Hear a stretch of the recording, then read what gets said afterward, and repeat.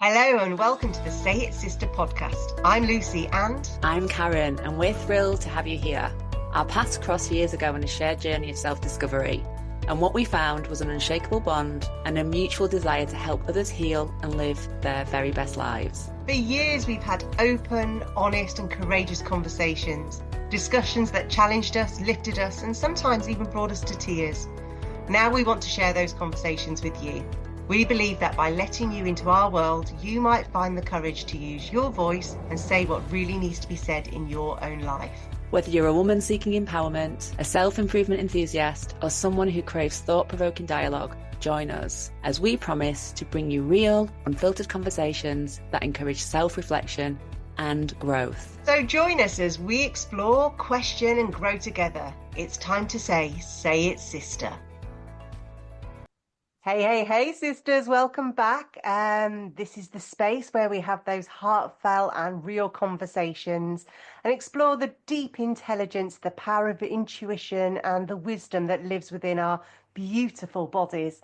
We welcome an amazing woman today who is an educator, but not one of those who just focuses on educating through those standardized books or educating us by telling us what to think and, telling us what we should all be doing in our lives. She comes from a perspective of lived experience, inner truth and understanding. So whether you are tuning in from a quiet moment at home or midway through your travels, this episode is here to inspire, empower and reconnect you to what you've always known deep down. So Sue Aspinall has been leading schools throughout major change and has a mission to really raise the quality of learning and teaching available to students. Having been both the head of an inner London state school and 3 British international schools based in obviously different countries, Sue knows what it is to live a global life and to transition between cultures and across countries. She shares her lifelong learnings in her book, Unlock the Power of Solo Backpacking. Follow Sue Aspinall's journey to freedom, adventure and transformation. And Sue and I are only recently connected, but Karen and Sue, well, you've known each other for years. Yeah, I think it was 2015 when we first met, and I need to put my feet on the ground solidly for this conversation with Sue, because Sue is one of the most grounded female leaders I have ever met. We met during the CTI leadership training, where we spent 10 months together as part of a tribe of, I think there was 26 different leaders from all around the world, held by 2 amazing teachers who are also leaders in the CTI program. And we spent, every 3 months, was it, Sue? I'm trying to remember. Yeah. We went to Sitges, to Barcelona, and we spent almost a week together in a Masia doing training and development and physical training, emotional training, you name it, we did it. And Sue was one of the genuine elders in our group.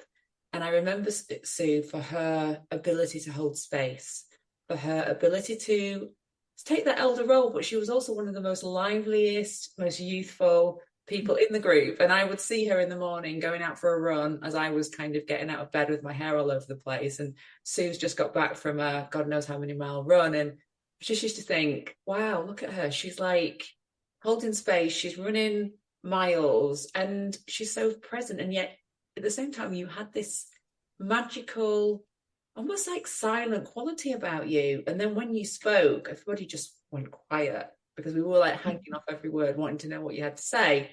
So thank you for coming here. We've just spent our 15th retreat together in Spain again, and we had a wonderful conversation about intuition and wisdom and listening to what's happening on the inside of our bodies. And we're going to talk a little bit about that, but I want to bring you in now, Sue.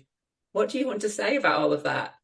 Wow. I mean, it's just amazing to hear the journey that we've had together, Karen, and obviously Lucy, hearing from you today. And yeah, I mean, my background is based in education. I'm just passionate about the work that we can do to transform learning for young people.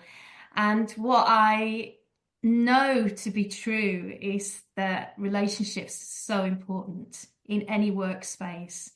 And really putting value and time to building up those connections, particularly with the staff from my perspective, but obviously for the sake of the children. It's just really important, and bringing that into the work we do in schools is just so needed, but also so wonderful when you do it.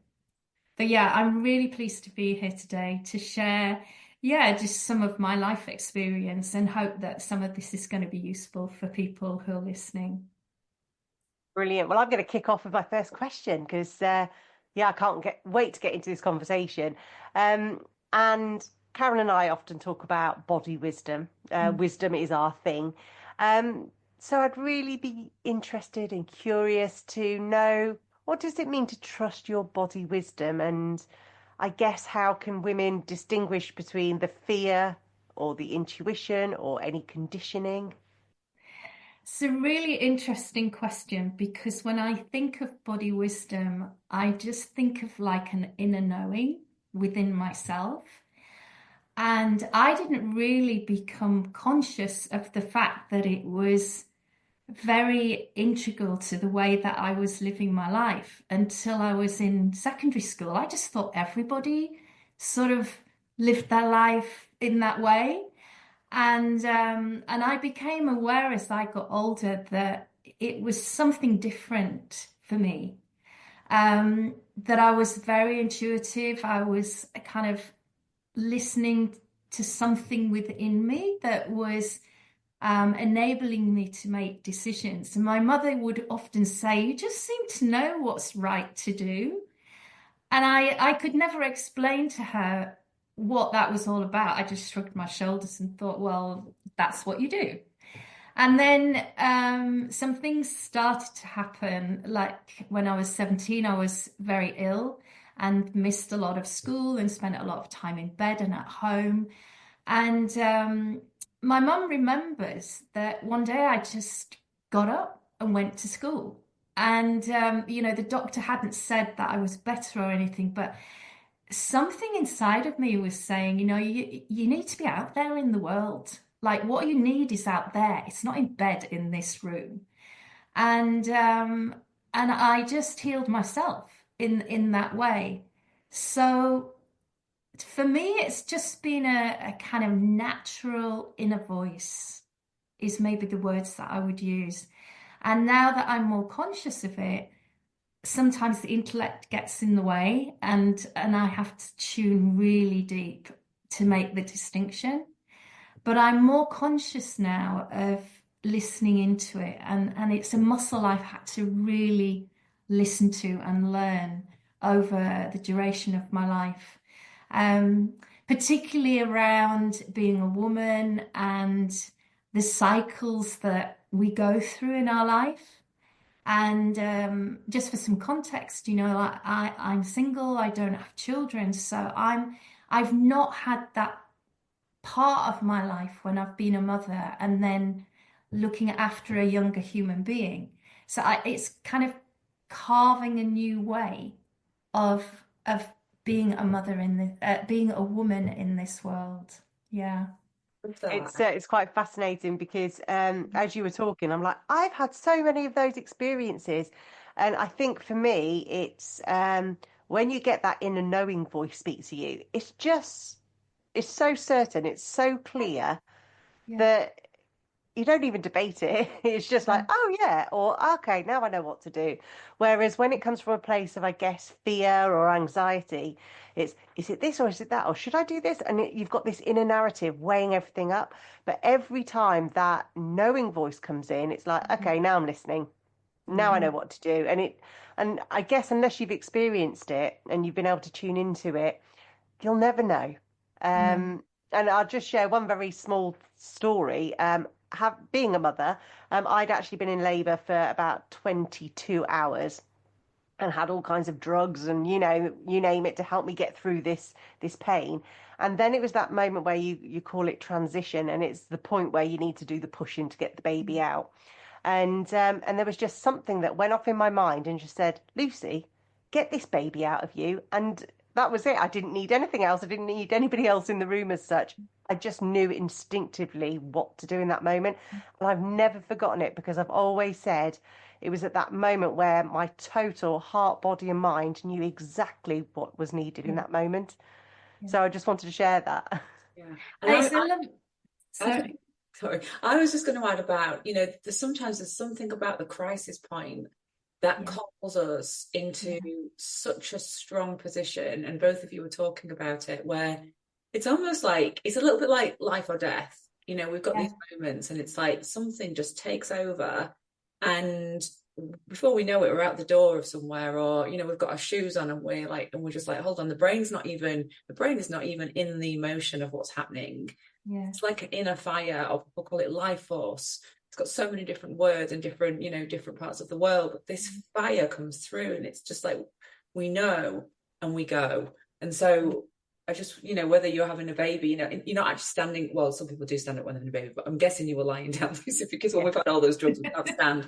But it doesn't matter. It's like we know what to do, and we just allow it. It's like a full body takeover, really, in a way. Full body, mind, spirit, soul, everything coming together at the same time to do what's right for us. So thank you for sharing that, because I think when we go into the crisis, if we do it from an intellectual perspective, we get very stuck. But if we allow ourselves to be directed from a different place, we get liberated.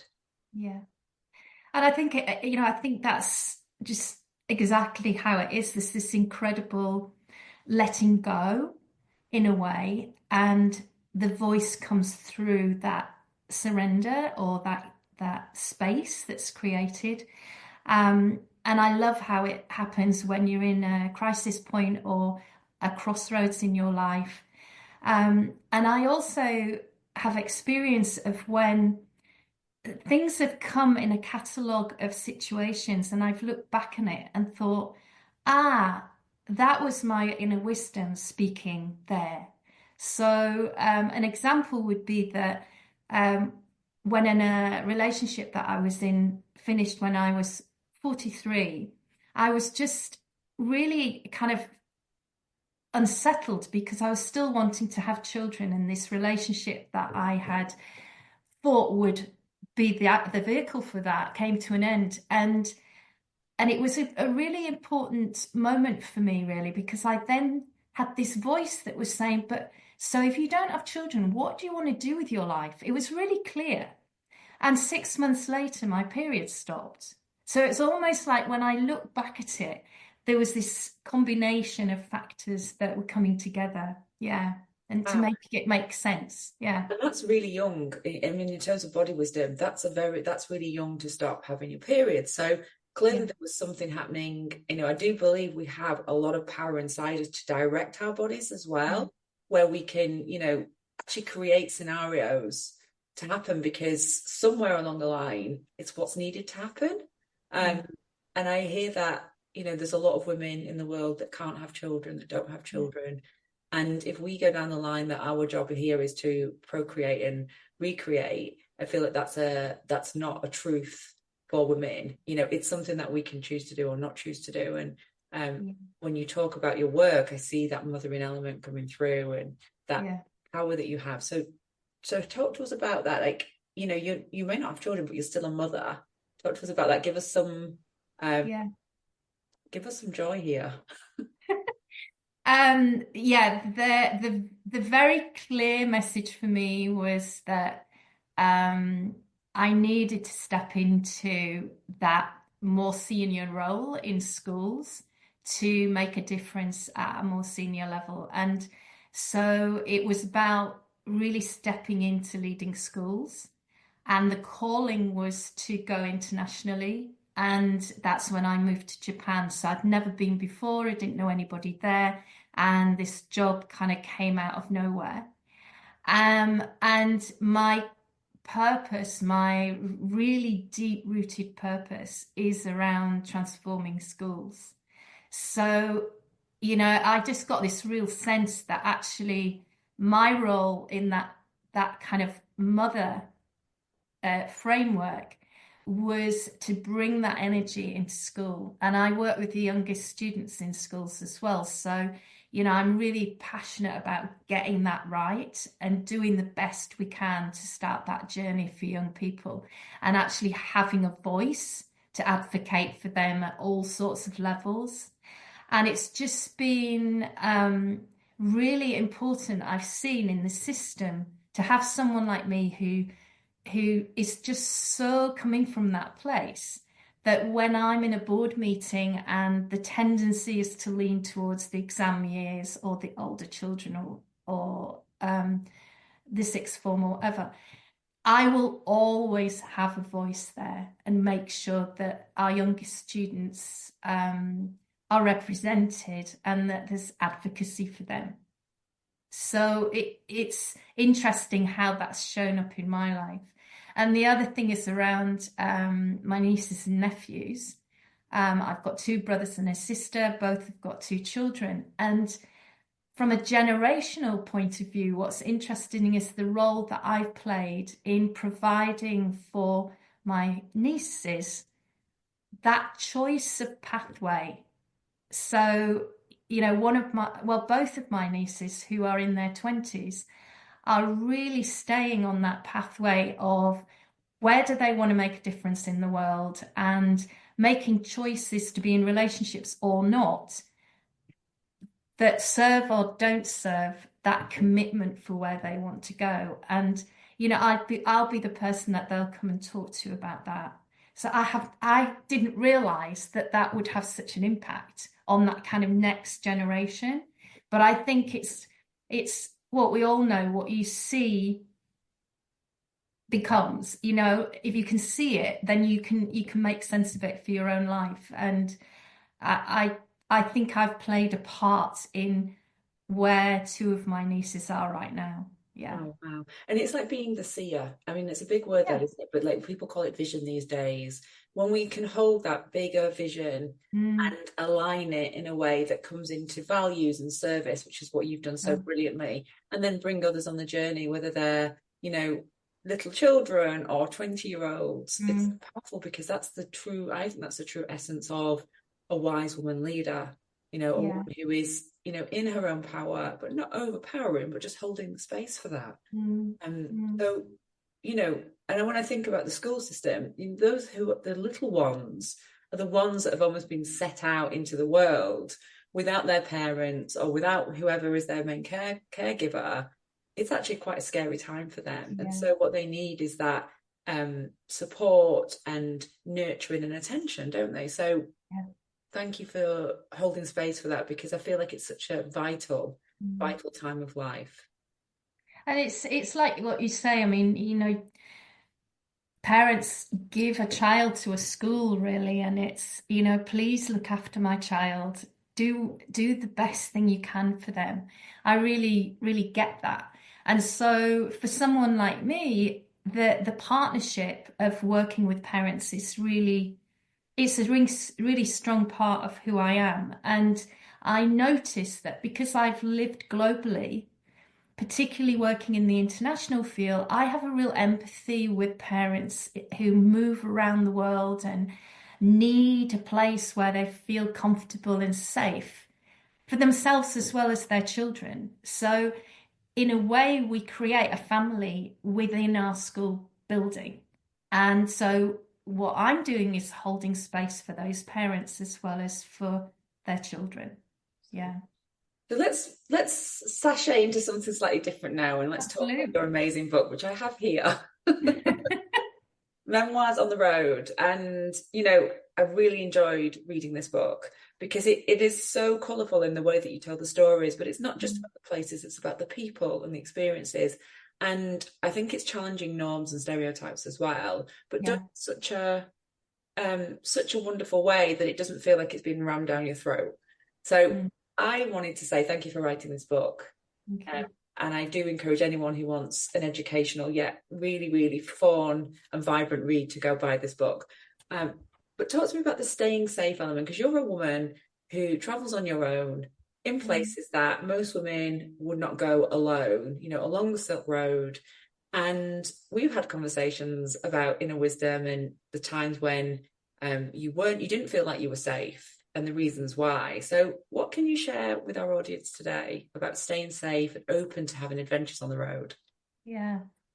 It's what people ask me all the time, how do you keep safe? So it is on the top of people's agenda when they hear about the kind of places that I go to. And I think that what I do is I have a real clear purpose for why I travel like I do. And it's to seek truths. It's about expanding my own awareness of how people live, and it's to challenge my own assumptions and perspectives as well, for the sake of the work that I do in the world. So that's very, very clear for me. But at the same time, I have to be responsible, and I am responsible, and I'm aware of how I need to be in the countries and the spaces that I go to. And staying safe is not, one of those. It's a very important part of it. And I sort of think that there's three key areas that I have to watch out for. A is keep staying alive. Number two is not getting robbed and losing all my stuff. And number three is actually not getting sexually assaulted, because that's big when you're traveling on your own in some of the countries that I go to. And so I do take measures to mitigate the risk of that. So how I dress, where I go, how I am, what I carry with me, the stories that I tell people about my life, those kind of things. But at the same time, I don't want that to drive me. So I'm very conscious of creating around me a sense of openness, friendliness, smiliness, connection, joy, a kind of delight in being in these places and having the privilege to be there. And what I find happens is you get kind of within a system of care if you do that. And people will automatically look out for you in the same way that I would for them. And you become part of this mini system that's traveling smoothly through the places where you are. So it's making sure and being aware that you can create that by your very being and the way that you're entering into a community that you don't necessarily know. Little simple things like just smiling, connecting with your eyes and saying something, even if you don't share a common language, you're kind of opening up the possibility of connection and showing you're not fearful and that you're curious and open to what's going to happen. And so for me, traveling in the way that I do, it's very easy. It's flowing and it's enriching, and it's just an incredible way to get tuned into your body wisdom, actually, because it's that helps me know. I'm kind of like on hypersensitivity, all of my senses, all of who I am is connected into the relationships that I form, into the field and spaces around, and I can kind of sense if it's not a safe place or there's something that's not quite right, and then I'll just make my way away from it. So yeah, it's an extraordinary experience really when you're traveling like that, and because I'm not with somebody else, I feel it really intensely, because it's kind of my energy, it's my receptivity. I feel kind of quite porous when I'm traveling these places, and very safe actually when I've turned that up. Yeah. I have to say, whenever I've gone traveling, I've had a very similar experience, where it's about intention. And I've got this firm believer that 99% of the world's humanity are good people. They're not Absolute. setting out to harm Yeah. people. Yeah. And I think if you go out with that energy, it beams out of you that I trust you, or I choose to trust you, whatever it is. Yeah. And also that I'm rubbish at reading Google Maps. It's okay when I'm on the roads and it tells me to go left or right, but when I'm in a city and I'm walking, for some reason, it just doesn't, my brain doesn't compute it. However, when I put that away, I always find my way to where I'm supposed to be. I have this inner knowing that it's in this direction, or no, don't go down that street. And it might be because it's dangerous, Yeah, or there's something out there that I don't need to go down there, or it's just literally the wrong way. So I totally get that when you're on your own, it does heighten it, and you just got to, is it this way? Is it that? And the minute where you get that indecisiveness, you look around and there's usually a person stood there with a smile on their face, willing to help you.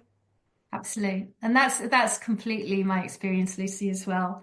Is you know, you can even be in a place where I've it happened to me in Tokyo actually when I was living there. I remember I was with my mother and we'd arranged to meet my neighbors for dinner, and we were dropped off by this taxi driver in a part of Tokyo that I didn't know. And my mother reminds me that I just stood in this space, closed my eyes, put my hands on my kind of forehead, and almost just tuned in. And then I just, right, we need to go this way. Yeah. And it led to the restaurant. And she was going like, how did that happen? I don't know. But, yeah. Yeah, what I love about that is you can go not maths, go off map and go off grid and Yeah. still find the point of connection within yourself and still navigate. I mean, I went around the world when I was 25 and there was no like phones or anything. So it was literally guidebooks and, you know, asking people and all of that. And not at any point during that whole experience of 6.5 months of traveling around the world did I feel unsafe. I never felt unsafe at any point in time. I just knew that we would find our way. And if we got a little bit lost, it's probably part of the journey somehow, and that we would find our way through. And there is like a higher level trust that is required, as well as listening on the inside and tuning in and just, you know, picking up on the levels of energies around us as well, because sometimes something can change quite quickly. I do feel this. You know, I find it now more in the UK if I'm traveling around. My instincts are stronger than they used to be. I'm more attuned. If I get a feeling of something, I'm out of there so quickly. You know, I move fast, and I'm not scared to say hello. I need some help or whatever. So yeah, I think it's been able to hold the space for you know, trust and openness, whilst knowing that if something does shift and change, we will listen and respond, and that's what's coming up for me. Yeah, yeah. And it's interesting you relate that to the UK or to our place of residence. And there would be times when I would be, say, in a pub or in a bar, and I'd kind of get a feeling of, I'm not sure. And then I'd rationalize it and say, oh, stay because your friends are here, or, you know, it's absolutely fine. Whereas now I know that to listen to that and to act on it, because it will have an impact on, say, for example, my energy or who comes into that space. So yeah, it's something that you learn in all the situations in your life to start trusting and really digging deep into to kind of navigate your way. Yeah. And I think we've spoken a lot about that, developing that skill as we have more experiences and as we learn Yeah. to reflect and join the dots in our life pattern.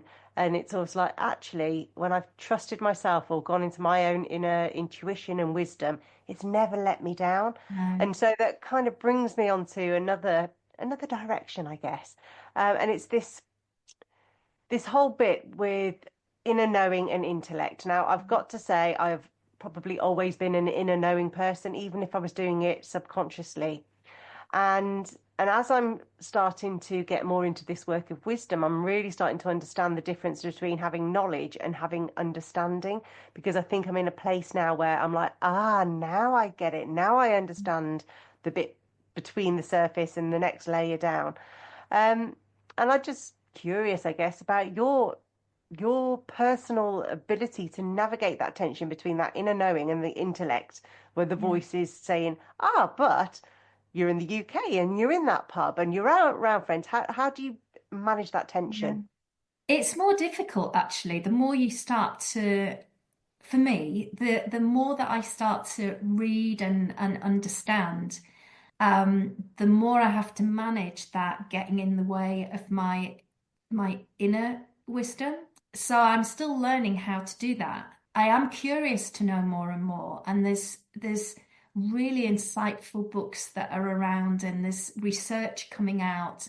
And I feel a responsibility to know that stuff, and I'm curious about it. And at the same time, it's learning how to let it go and let it be so that I can still tune into my own intuition and my own knowing of what is the right way, the right pathway for me. And I'm just so curious to know what's going to happen in the future around AI, because a part of me thinks, I wonder whether it's the inner wisdom part that never will never be replicated. Like I can't understand how this kind of intuition or inner wisdom that I can't even get my fingers on and I can't describe it, how AI could ever replicate that in an individualistic way.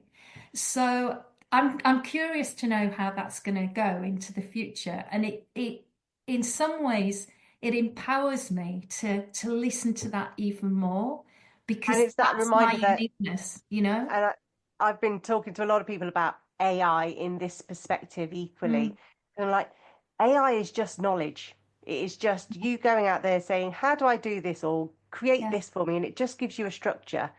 But how you then apply that yeah, to make sense in your life or choose and discern which bits are relevant for you and which bits aren't, that's the wisdom and that inner knowing.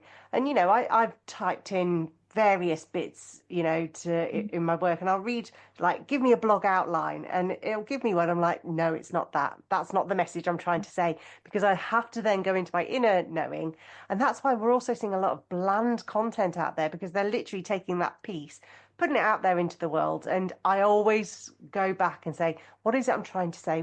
yeah, Where are the dots that are joining? yeah, I think that's the inner wisdom, and that's the inner knowledge of what your tone of voice is, what's yeah, really trying to surface. absolutely. And I also think adding to that is that our inner wisdom is generational. You know, like as I'm getting older, I'm finding that I'm tapping in much more to my parents' energy, but also my grandparents. It's phenomenal how they're coming forwards into my inner wisdom now, and I don't know why, but um, yeah, that it's. I think it's because I'm at that life stage, and there's something in our ancestral stories that help us and guide us at different stages in our lives, and that's why obviously it's kind of coming up for me. But I don't think you can't replicate that, and you can't design it, and I can't even put that information forwards because I've not necessarily experienced it yet. So it's the new knowledge that I hope will support the generations to come is still working through me.